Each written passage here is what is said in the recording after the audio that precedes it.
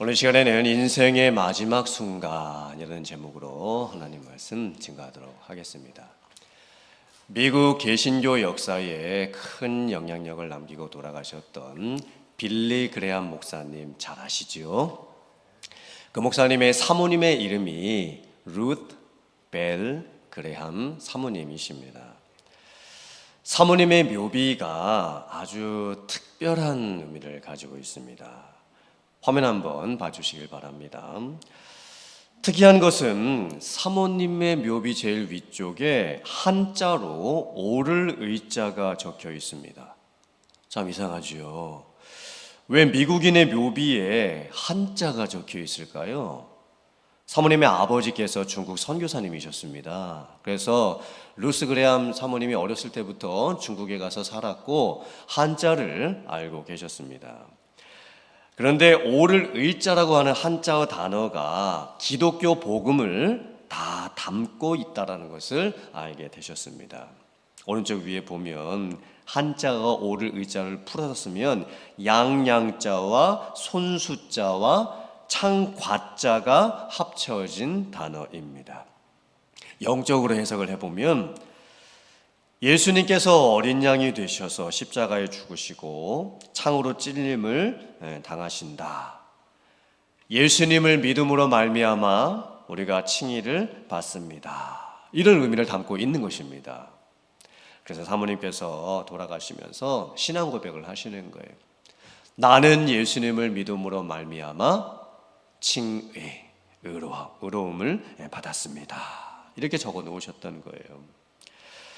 그리고 더 좀 특이한 의미는 그 아래쪽에 보시면 영어로 적혀 있는데 오른쪽 보시면 제가 좀 적어놨습니다. End of construction. Thank you for your patience. 공사 끝. 참아주셔서 감사합니다. 적어보시고요. 왜 사모님께서 묘비에다가 이런 문구를 적어 놓으셨을까? 어느 날 목사님과 사모님이 차를 타고 이렇게 가시게 되셨습니다. 그런데 공사 구간을 지나가시게 됐던 거예요. 보통 공사하는 구간에 뭐라고 적혀 있습니까? 공사 중, 불편을 드려서 죄송합니다.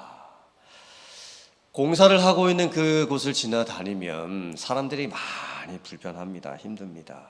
그런데 사모님께서 생각을 해보시니까 우리의 인생도 공사 중이라는 거예요.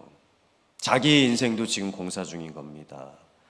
내 인생을 살면서 여기저기 고장난 부분도 많고 문제도 생기고 고쳐야 될 부분이 너무나 많은 것이 자기의 인생이라는 것을 깨닫게 되시는 거예요.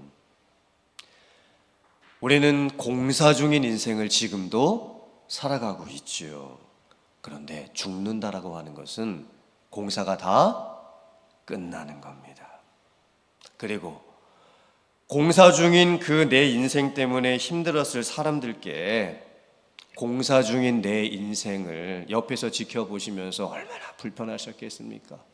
공사 중인 내 인생 때문에 나 때문에 얼마나 힘드셨습니까? 나를 위해서 참아주셔서 감사합니다. 이렇게 이제 말을 하는 거죠. 또 죄인으로서 한평생을 살면서 공사 중인 내 인생을 구원하시고 참아주신 하나님께도 감사드립니다. 그래서 이 문구를 적어 놓으셨던 거예요. 참으로 의미 있고 중요한 마지막 순간의 모습입니다. 오늘 성경 말씀을 보면 사울 왕의 마지막 죽는 모습이 나옵니다. 그런데 그 모습이 너무나 안타깝습니다. 안타까움을 넘어서 처참한 모습입니다. 절대로 이렇게 죽어서는 안 될 것 같은 모습입니다. 사울 왕이 왜 이렇게 죽을 수밖에 없었을까? 과연 그의 인생 가운데 어떤 일들이 있었길래 그의 인생의 마지막이 이럴 수밖에 없었을까? 사울 왕이 도대체 무엇을 잘못했길래 그의 인생의 마지막이 이렇게 허망한 것일까? 많은 것을 생각하게 해주는 오늘 말씀입니다. 이스라엘과 블레셋 사이에서 큰 전쟁이 벌어졌습니다. 결과가 어떻게 되었을까요? 이스라엘이 크게 패하고 맙니다. 그 전쟁에서 사울 왕의 세 아들이 먼저 죽습니다. 그리고 사울 왕도 전쟁에서 패했고 도망을 가다가 적군이 쏜 화살에 맞아서 큰 중상을 입습니다. 사울 왕이 직감을 하죠. 아, 내가 이제 더 이상 살지를 못하겠구나. 그리고는 자기 옆에서 자기를 도와주고 있었던, 자기의 무기를 들고 다녔던 부하에게 네가 나를 지금 찔러서 죽여라, 이렇게 명령을 내립니다. 왜냐하면 만약에 자기가 살아있는 채로 블레셋 적군들에게 잡히게 되면 블레셋 사람들에게 더 험한 일을 당할 것을, 모욕을 당할 것을 잘 알고 있었기 때문입니다. 그런데 사울 왕의 부하는 자기 손으로 차마 왕을 죽일 수는 없었습니다. 그래서 사울 왕이 어떻게 하냐면 자결을 하고 맙니다. 스스로 자기의 목숨을 끊고 맙니다. 오늘 성경 말씀을 보면 사울 왕이 자결을 할 때에 칼이 길고 무겁기 때문에 서 있는 채로 자기가 자기의 칼을 쥐고서 자결을 할 수가 없습니다. 그래서 칼끝을 세우고 그 위에다가 자기의 몸을 엎드리면서 자살을 했다고 아주 자세하게 묘사를 해놓았습니다. 사실 역사적으로 보면 전쟁을 하면서 왕들과 군대 장군들이 전쟁에서 패했을 때에 적군에게 잡혀서 죽느니 스스로 자결을 하는 경우가 많이 있었습니다. 하지만 사울 왕은 하나님을 믿는 사람이었습니다. 자기의 목숨을 하나님께 맡기고 위탁하고 하나님의 뜻을 구해야만 했었습니다. 사울 왕의 죽는 이 마지막 모습을 보면 자기가 하나님 앞에서 죽는다라는 그 마음이 전혀 없습니다. 단순하게 자기의 명예가 더러워지게 될 것을 걱정하다가 결국에는 자기가 자결을 하고 마는 것입니다. 그런데 사울 왕이 죽고 나서 더 안타까운 모습이 있습니다. 전쟁이 끝나고 나서 이틀 후에 적군 블레셋 사람들이 전리품을 취하기 위해서 전쟁터에 다시 왔습니다.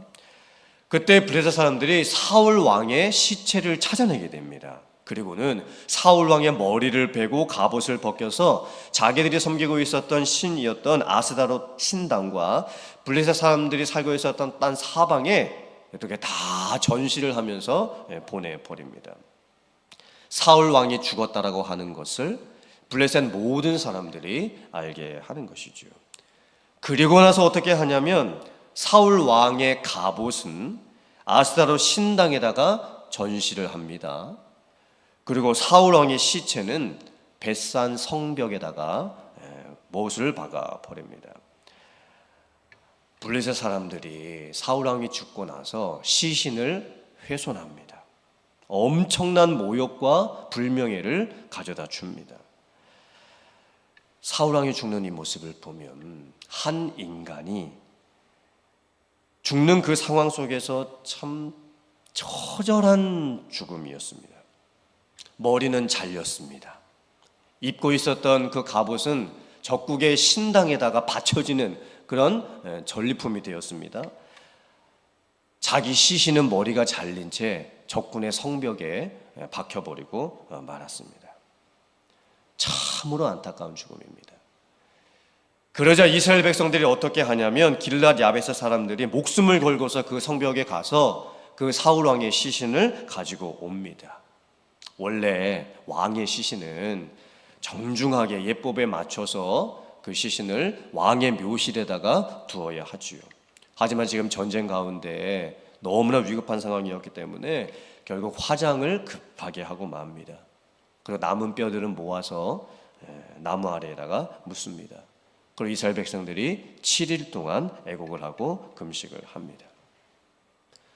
사울 왕의 죽음은 개인적으로 보았을 때에도 너무나 안타까운 죽음이었습니다. 치욕스러운 죽음이었습니다.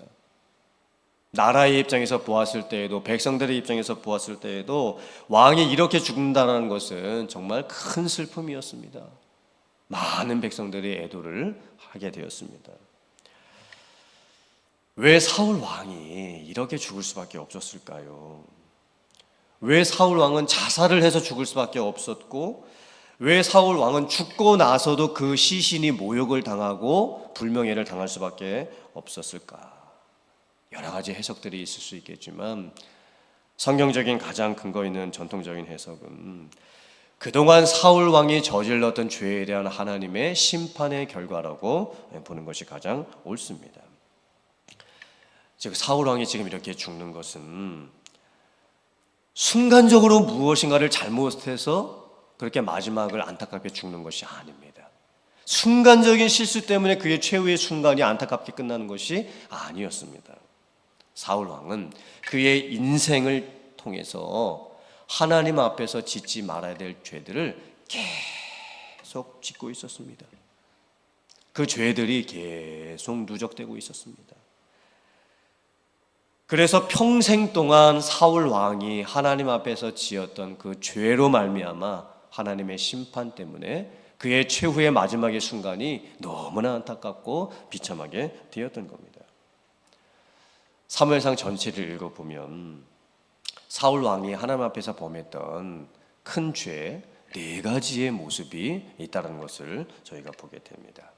첫째는 겸손함을 잃어버렸습니다. 무엇을 잃어버렸다고요? 겸손함을 잃어버립니다. 사울 왕은 처음에 정말 겸손한 사람이었습니다. 사무엘이 사울 왕을 기름 부어서 왕으로 세우고자 했을 때에 사울 왕이 이렇게 말했습니다.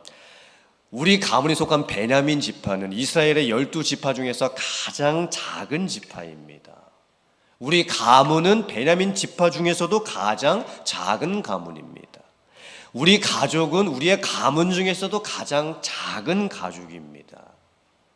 그런데 제가 어떻게 왕이 될 수가 있겠습니까? 이렇게 고백할 정도로 사울은 처음에 참으로 겸손한 사람이었습니다. 사실 사울 왕은 외모가 준수했습니다. 체격도 좋아가지고 키가 다른 사람 머리 하나가 더 있었습니다. 사울은 용감하기도 했습니다. 사울은 육신적인 관점에서 보았을 때에 다른 사람들과 비교해서 훨씬 좋아 보이는 모습들이 참 많은 사람이었습니다. 그럼에도 불구하고 사울 왕은 처음에 겸손했습니다. 자기를 작게 여겼습니다. 하나님께서 사울을 왕으로 세우신 이유가 바로 그것입니다. 자기를 작게 여겼습니다. 그런데 사울 왕이 점점 그 모습을 잃어버립니다. 자기의 힘으로 자기가 왕이 된 줄로 착각하기 시작을 하지요. 내가 내 힘으로 이 모든 것을 이루었다라고 생각을 하게 됩니다. 결국 교만이라고 하는 죄가 사울 왕을 망가뜨리게 됩니다. 교만이 죄의 시초였습니다.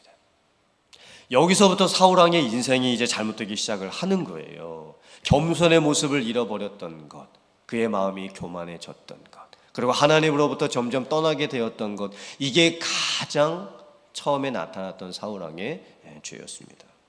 두 번째는 사울 왕이 망가지는 이 모습, 이 이유를 살펴보면 사울 왕은 지나치게 자기 자신을 다른 사람들과 비교하고 평가했습니다. 사울 왕은 하나님보다 사람들을 더 의존합니다. 그리고 사람들이 하는 말 때문에 어느 날은 기분이 확 올라갔다가 어느 날은 기분이 또 상해버립니다. 늘 다른 사람들로부터 어떤 평가를 듣고 사느냐에 기준을 두고 살았습니다. 사람들로부터 인정받으려고 애를 썼지요. 그리고 늘 다른 사람들과 자기를 비교합니다.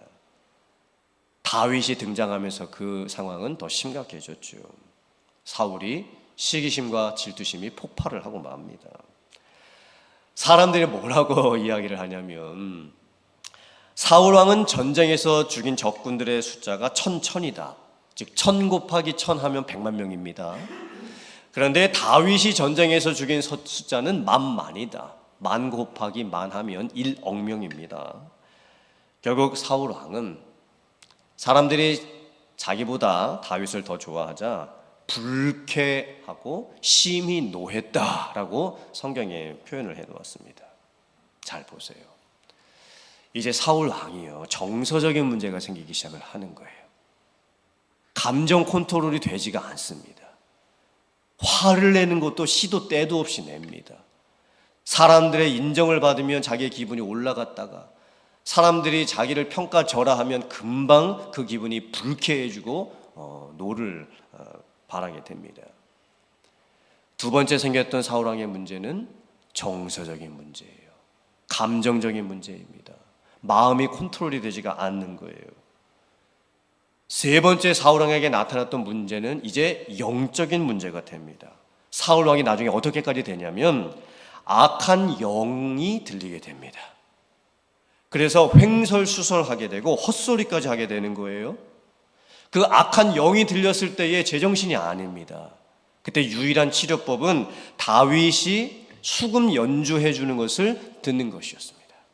다윗이 하나님을 높여드리는 그 찬양의 연주를 하게 될 때에 그때 악한 영의 영향력에서 벗어날 수가 있었던 거예요. 지금 잘 보세요. 사울 왕이 점점 심각해져 가고 있습니다. 처음에는 마음이 교만해졌지요. 두 번째는 정서적인 문제 생기기 시작합니다.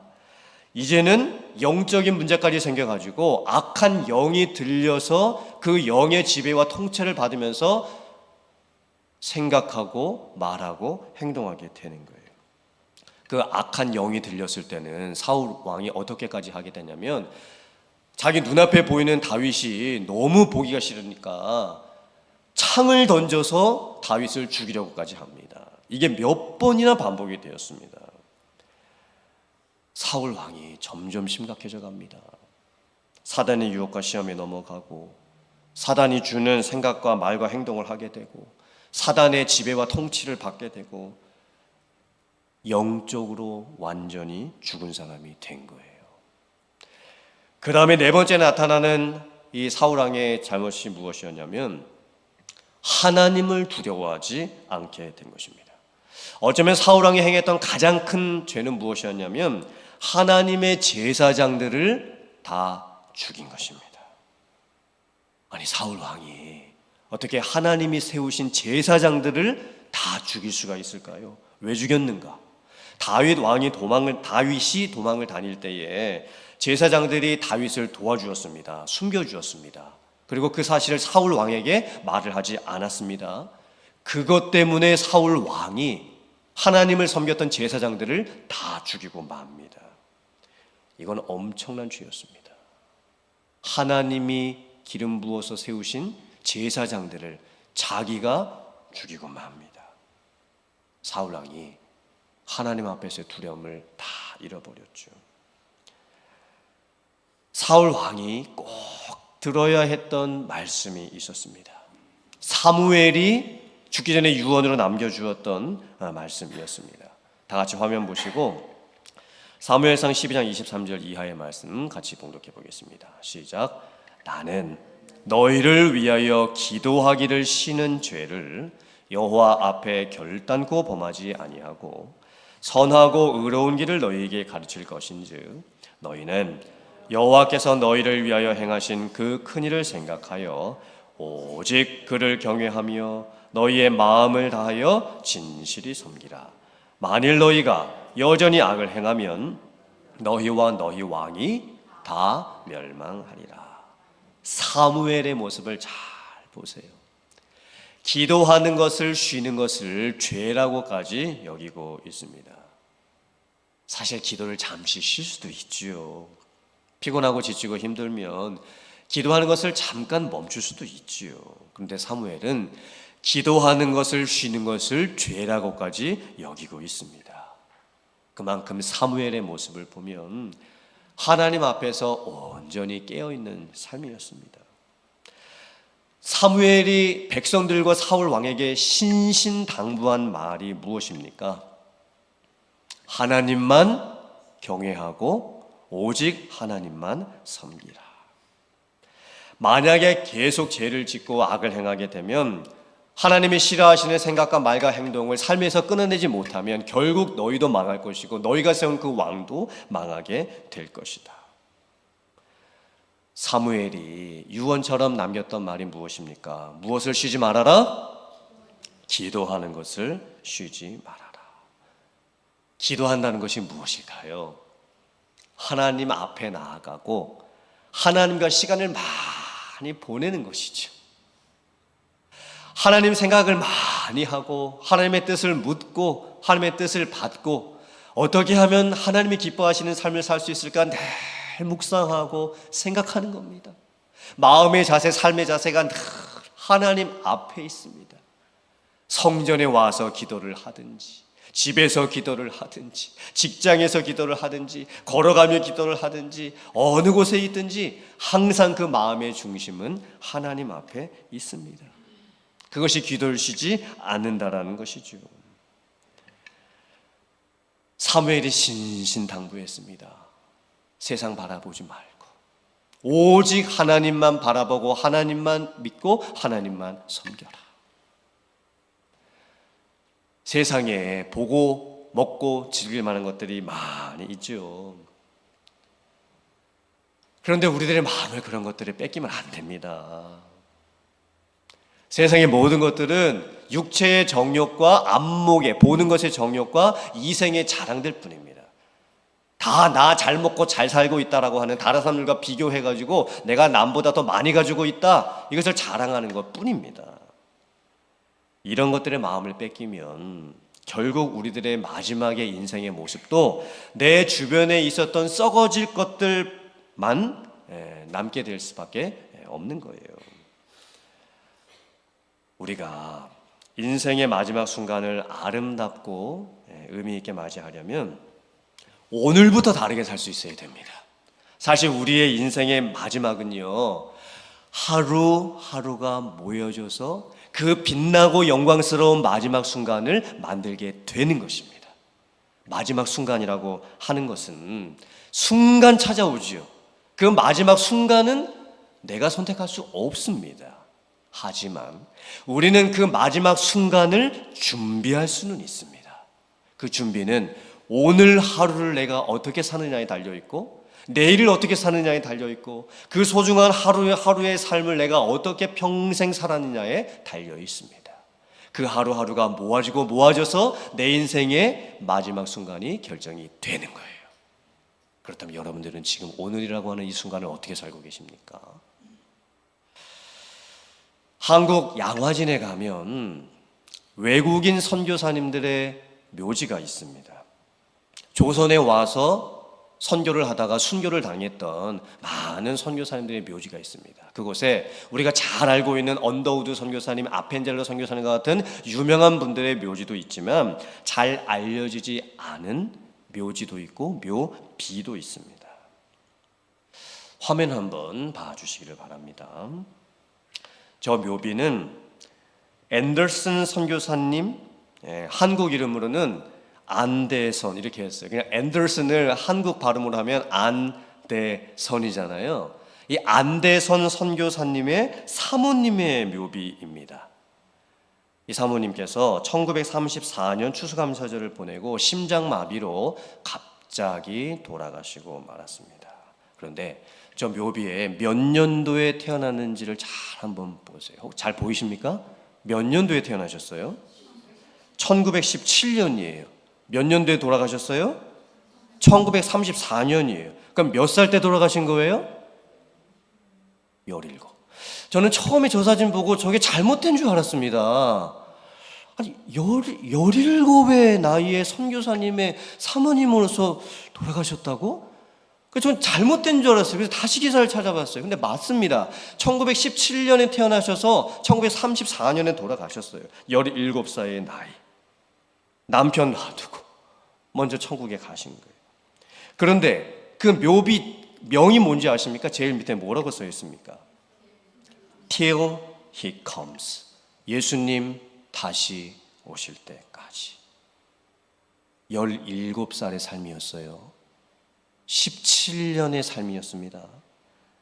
그런데 그 마지막 자기의 인생을 어떻게 마무리하냐면, 나는 지금 죽지만 나는 다시 오실 주님을 바라봅니다. 이게 마지막 모습이었던 거예요. 여러분, 어떻게 이런 마음을 가지고 살다가 갈 수 있을까요? 17살의 나이에 어떻게 저런 생각을 할 수가 있을까요? 17살의 나이, 그럼 도대체 몇 살 때 남편 따라서 한국에 온 걸까요? 그 17살에 돌아가시면서 어떻게 저런 마음을 가지고 돌아가실 수가 있을까요? 다음 화면 한번 봐주시길 바랍니다. 이 묘비는 캔드릭 선교사님의 묘비입니다. 결혼을 안 하셨어요. 미스입니다. 미스 캔드릭입니다. 이 선교사님께서는 급성 맹장염을 앓다가 서울 세브란스 병원으로 옮겨졌는데 의사들이 정성껏 돌보고 수술을 실시했지만 결국에 1908년 8월 18일 25세의 꽃다운 젊은 처녀의 나이로 세상을 떠나게 됩니다. 그런데 저 묘비명에 뭐라고 적혀 있냐면 오른쪽에 있는 내용입니다. If I had 1,000 lives to give, Korea should have them all. 만일 나에게 1,000개의 생명이 있다고 해도 나는 내 생명을 조선에 바칠 것입니다. 이 캔드릭 선교사님이 병상에 누워서 이제 아팠을 때 마지막으로 아빠 엄마에게 보낸 편지가 있습니다. 유언과 같은 마음으로 편지를 써서 보냈습니다. 그 내용이 이렇습니다. 오늘 밤은 유난히도 고향으로 가고 싶습니다. 조선인들이 외국인들을 죽이고 기독교를 증오한다는 소문 때문에 샌프란시스코 부두에서 저를 끝까지 말리셨던 아빠, 엄마 얼굴이 자꾸 제 눈에 아른거립니다. 아빠, 엄마, 어쩌면 이 편지가 마지막일 수도 있습니다.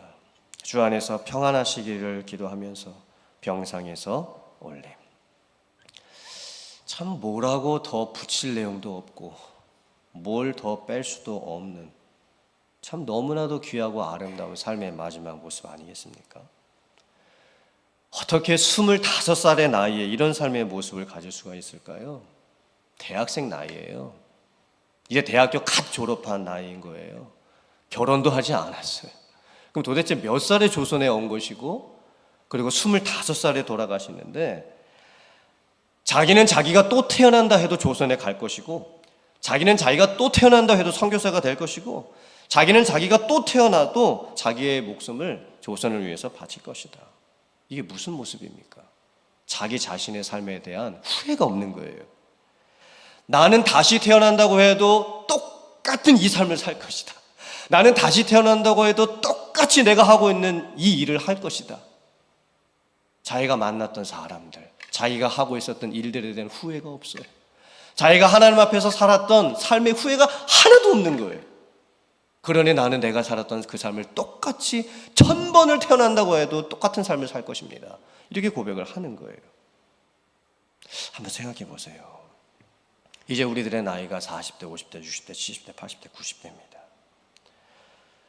우리는 이 나이가 될 때까지 정말 내 평생에 한 번이라도 17살 선교사의 아내로 죽으면서 till he comes, 주님 오실 때까지라고 고백했던 그 앤더슨 선교사님의 사모님과 같은 마음을 정말 단 한 번이라도 가져본 적이 있으십니까?